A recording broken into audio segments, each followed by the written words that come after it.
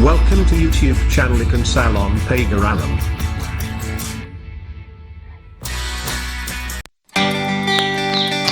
Ayu dak galak telur ini. Apalagi adek, telur ini kulitnya lah pecah, ambek layu. Lah Ayu kata ke, Ayu dak galak, adek bae yang makan telur ini. Nah, ayu ini, adek dak galak. Ayu, adek, ini ada apa? Kok ribut nian? Ayu dak galak makan telur itu, Bu. Adek juga, telurnya lah pecah kulitnya. Oh, sini kalian. Ibu mau cerita. Nah, berdongeng ya Bu, cerita tentang apa? Wah, pasti bagus nih. Ayo Bu, ceritakan. Baiklah, ibu mulai cerita. Ini cerita tentang Sinam bersaudara dan burung elang.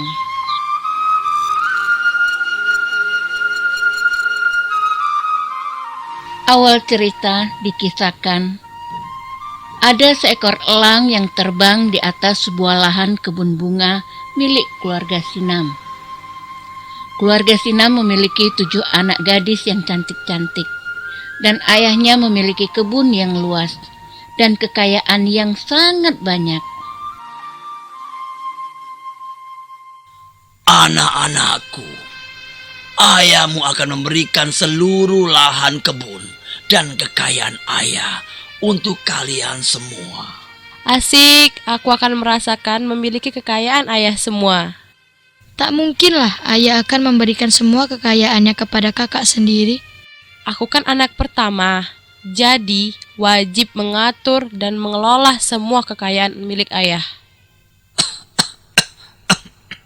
Sudah. Kalian tidak perlu ribut. Aku kan masih hidup. Jadi tak ada satupun kekayaanku akan aku serahkan kalau kalian belum siap. Kenapa begitu ya? Iya ya, kok ayah berubah? Betri bungsu, anakku, apakah kau tak ingin memiliki kekayaan ayah seperti kakak-kakakmu? Tidak ayah, aku sudah cukup senang kalau ayah sehat dan bahagia di saat ini. Aku sudah cukup merasakan apa yang telah ayah berikan kepada kami selama ini. Kalau kau tidak mau, jadi semua kekayaan ayah kita bagi 6 saja. Si Beteri bungsu tidak usah kita kasih. Gimana kak? Setuju, biarkan anak kesayangan ayah hidup susah nantinya. Kalian ini seharusnya tidak mementingkan kepentingan pribadi. Kalian harusnya saling sayang, saling memperhatikan, karena kalian semua anak-anak ayah.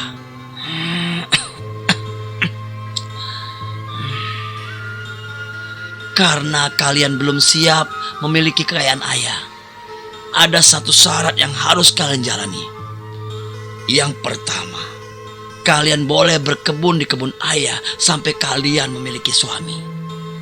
Bagi yang pertama kali memiliki pasangan hidupnya, ayah akan beri seluruh kekayaan ayah. Lalu ketujuh Sinam itu diberi pinjaman kebun untuk diolah dan gubuk untuk tempat tinggal mereka. Ayahnya berharap anak-anaknya dapat hidup mandiri, walau sesekali ayahnya selalu mendatangi satu persatu gubuk dan kebun anak-anaknya. Kedatangannya kadang membawa pembekalan untuk para Sinam. Suatu hari seekor elang berputar-putar di atas kebun Sinam bersaudara, sambil memandangi satu persatu gubuk Sinam dari atas. Sudah waktunya aku mencari tempat untuk bertelur. Tapi kebun yang mana aku harus tempati? Aku harus meminta izin dulu kepada pemiliknya.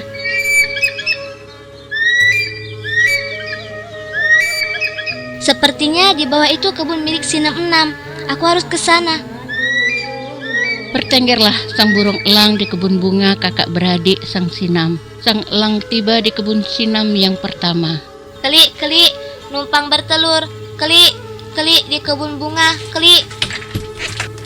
Aku tidak sudi kebunku kau buat bertelur. Coba kau pergi ke kebun lain, ke saudaraku yang lain. Mungkin mereka akan mengizinkannya. Pergilah sang burung elang sambil bertembang, meminta izin untuk numpang bertelur di kebun Sinam yang lain. Tapi hasilnya pun sama, penolakan yang ia dapat. Aku sudah menemui 5 saudara Sinam. Kelima-limanya menolakku. Mereka tak mengizinkan aku untuk bertelur di kebun mereka. Apakah Sinam ke-6 ini akan menolakku juga? Tapi aku seharusnya mencoba kembali.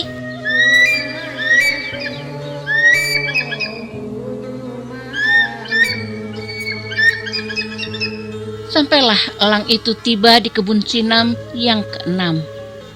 Lalu bersuaralah sang burung elang itu. Kelik, kelik, numpang bertelur. Kelik, kelik di kebun bunga. Kelik. Oi elang, aku tidak mau kau bertelur di kebunku. Habislah semua isi kebunku kalau kau bertelur di kebunku. Pergilah kau, cari tempat yang lain. Akhirnya si elang kembali terbang. Sampailah dia ke kebun terakhir dari keluarga Sinam. Kebun itu milik Beteri Bungsu. Kelik, kelik, numpang bertelur. Kelik, kelik di kebun bunga. Kelik. Kalau mau bertelur, bertelurlah elang. Silakan kau pilih di mana saja. Mau di kebun atas atau kebun dekat dangau. Silakan kau bertelur. Terima kasih Betri Bungsu. Aku pilih bertelur di dekat dangau saja. Bolehkah? Boleh, tapi jangan kau ganggu hewan ternakku. Oh, kalau itu aku berjanji. Aku tak akan memakan hewan ternakmu. Terima kasih Betri Bungsu atas kebaikanmu. Bertelurlah elang di kebun bunga milik si Beteri Bungsu. Hari berganti minggu, minggu berganti bulan. Masih belum menetas telur elang tadi, sementara elang sudah menghilang. Aneh, telur ini tidak menetas. Padahal si elang sudah meninggalkannya. Entah kemana. Aku akan membawa telur ini ke gubukku. Diambillah telur itu oleh Beteri. Lalu telur itu diletakkan di atas lantai di dalam kamarnya. Pergilah Beteri mencuci pakaian di sungai kecil dekat dangau. Alangkah terkejutnya ia setelah pulang dari sungai. Di dalam dangaunya ada nasi lengkap dengan sayur dan lauk. Beteri menjadi takut. Lalu masakan itu diberikannya ke kucing. Karena Beteri curiga siapa gerangan yang sudah memasak itu. Aneh, kok ada makanan di dalam gubukku? Siapa gerangan yang memasak sebanyak ini? Aku takut. Makanan ini tak layak dimakan olehku. Esoknya, kejadian itu terjadi kembali. Setiap Beteri Bungsu pulang dari sungai atau kebun, hidangan masakan telah siap di dalam gubuk, lengkap dengan lauk pauknya. Aku harus melihat siapa gerangan yang telah memasak sebanyak ini. Besok, aku akan pura-pura ke sungai untuk mencuci. Lalu, aku akan mengintip siapakah gerangan yang telah menyiapkan hidangan makanan sebanyak ini. Beteri Bungsu lalu berpura-pura pergi ke sungai. Lalu bergegas menuju gubuk, kembali dan mengintip sambil diam-diam. Terlihatlah seorang lelaki gagah dan tampan yang telah memasak di dapur dalam gubuknya. Siapa kau? Wahai lelaki asing, kenapa kau ada di dangauku ini? Maafkan aku, Beteri.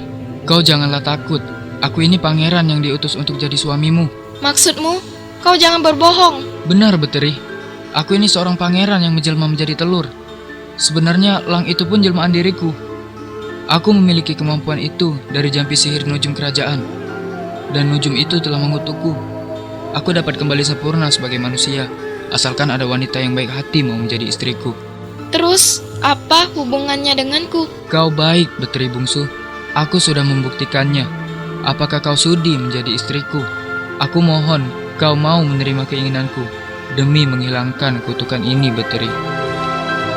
Karena kau baik telah memasakkan makanan untukku, maka aku bersedia menjadi istrimu.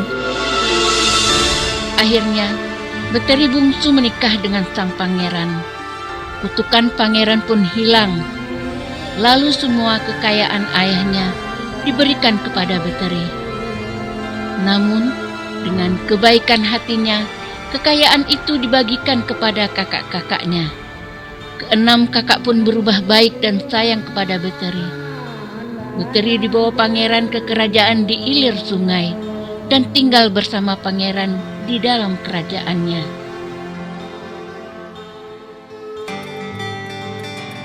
Nah, mak itu ceritanya.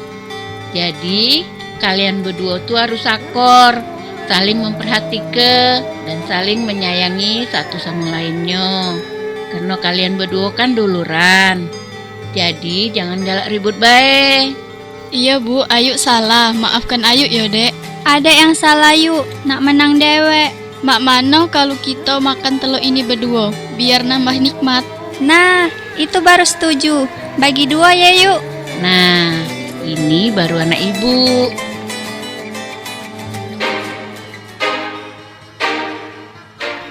Cerita ini berjudul Sinam Bersaudara dan Burung Elang, diproduksi oleh RRI Palembang. Kisah cerita disadur dari dongeng lama Pagar Alam yang ditulis singkat oleh Madilani. Kisah ini dimainkan oleh Teater Angkasa. Sutradara Ahmad Joni Arla, teknik dan montase Nazarudin dan Leli, produser Tri Ipani, narasi Dina Rohaida. Sampai jumpa di kisah selanjutnya.